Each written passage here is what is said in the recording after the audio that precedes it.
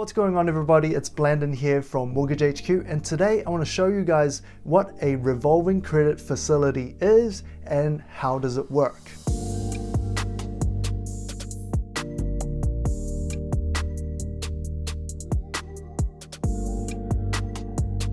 Revolving credit facility is actually one of the most powerful mortgage facilities you can have if you use it properly and if you guys smash that like button. Seriously, guys. Now, there are many reasons that you would use a revolving credit facility. I have listed 3 of the biggest reasons here. I'm also going to show you some of the distinctive features about it, and then also I'm going to show you the 3 key differences that it has to a normal mortgage facility. So the first reason you would use a revolving credit facility is because you can use it for short to medium term investments. Basically, you have this facility that you can use at any time and you'll be able to invest in higher return assets. The second big reason that you would use it is to actually pay off your mortgage faster. If you want to know how that actually works, there is another video in the link description below showing you exactly how you can use revolving credit to pay off your mortgage faster. But a lot of the time you would use revolving credit to actually replace your savings account. And if you spend a little bit of time to understand in this video how it works, it's going to clear that up for you. And the third reason that you would use a revolving credit facility is flexibility. Revolving credit is very different from a traditional mortgage, which I'm going to show you, and you're going to see how that works for yourself. Now, a quick story: when I first started mortgage broking in 2015, banks were giving out revolving credit with very low requirements. So during that time, I helped a lot of clients top up their mortgage for a massive revolving credit facility. And one of the biggest mortgage facilities that I actually got was $800,000. Now I have these clients with legacy revolving credit facilities that you would not be able to apply for.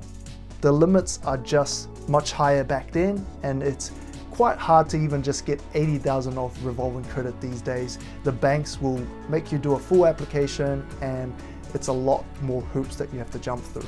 So if you stay till the end, I will let you know when the best time it is for you to get the maximum revolving credit facility. And for a lot of people, revolving credit can be very confusing. I remember when I first started to try and understand it, it took me a long time. I had to read it, watch it, someone had to show me, ask people, and then just sort of figure how that actually works. So don't be disheartened if you don't get it the first time around. Hopefully I can simplify this enough so that you can understand this a lot easier. Now, I think one of the easiest way to actually understand revolving credit is to compare it with a normal principal and interest 30-year loan. So let's say this is a 30-year mortgage, and in the beginning you pay majority of interest and then slowly you pay off the principal over 25 to 30 years. And usually that's a fixed repayments based on whatever interest rate you have fixed at the time. So the advantage with this type of loan is that the repayment is a lot more predictable and it's a fixed interest rate. In a revolving credit, however, it is an overdraft facility. So let's say this revolving credit is $100,000. So what the bank will charge you at the end of the month is interest on $100,000 if you have not put any money into the revolving credit facility. In order for you to save interest, you have to put money in there. Think of it like a credit card, because if you had a credit card that had no money left in it, you would just put money as much as possible in there because the interest rate is quite high on a credit card. Likewise, on a revolving credit, you just want to put the money in. So let's say your wages come in at the start of the month, and then maybe you have a bonus, and the total is around perhaps $20,000. So instead of paying interest on a $100,000 mortgage, you pay interest on the difference, which is $80K. So by having the cash in there, you're going to pay less interest. This is the basics of how a revolving credit facility works. So what are the 3 major scenarios that it is different from a normal mortgage? Now, the first one is actually repayment. In a normal mortgage, when you want to pay a lump sum, say for example, your bonus comes in and you want to pay a lump sum, some banks will charge you a break fee on the whole lot for you to pay a lump sum. Some banks will allow you to pay up to 5% for free per year, and some banks might do a partial break, which means if you want to pay off this much, you will need to pay break fee on that smaller portion.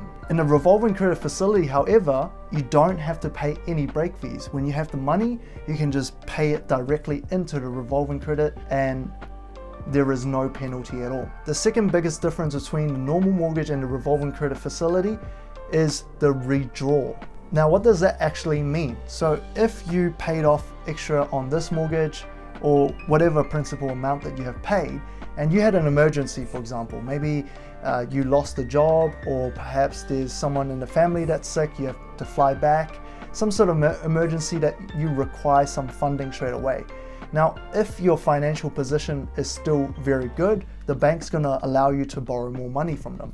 However, if it is a financial emergency, it's very hard for you to just go back to the bank and ask for more. And whatever you have paid back, you won't be able to access that cash. However, in a revolving credit facility, whatever amount that you have sitting in there, you can redraw that at any time. So if there is an emergency, you can actually draw that money back out.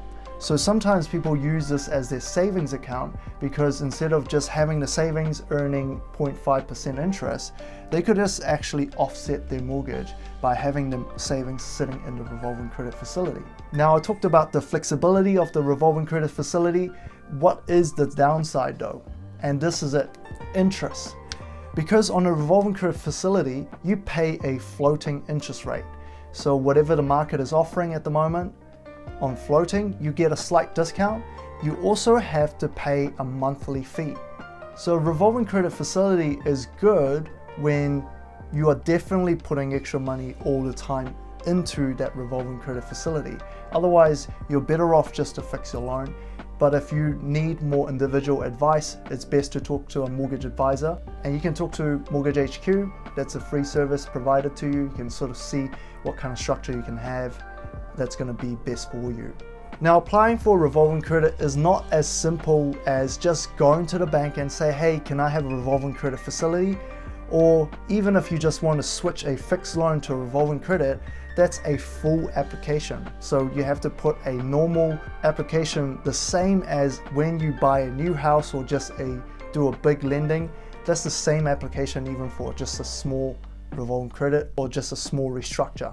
And even if you have equity in your house, you want to do a top up, often the bank wants to know the purpose of the funds, and the purpose has to be an immediate use of the funds. So for example, if you need a car right now, if you need to do some renovations, if you need to do some drawings for architecture, perhaps you're doing some extension on a minor dwelling of some sort, that is what we call an immediate use of the fund. Then you can ask for a revolving credit facility. If you're just looking for funding because you're like, hey, I've got equity sitting in there, I want to have an emergency backup, I want to just have some money sitting in there, the bank is not going to say yes, unfortunately. So the best time that you can get the maximum revolving credit is when you purchase the house. When you settle on the house and maybe the bank actually lends you more money than you need, or your deposit is actually bigger than the 20% of the purchase price, you can actually have that difference sitting on a revolving credit facility account. Now, because that revolving credit actually have cash sitting in there, you don't have to pay interest on that extra portion. So I always would advise that if you have a slightly bigger deposit than 20%, or if you're not borrowing as much, it's always best to take all of the lending and then put the remaining portion on a revolving, because you have a extra facility that you can access at any time. Do you guys have any questions about revolving credit facility? I'd love to hear about it in the comments below. And if you guys want to learn how you can pay off your mortgage in just 7 years, we have an online masterclass in the link in the description. I'll see you guys in the next video.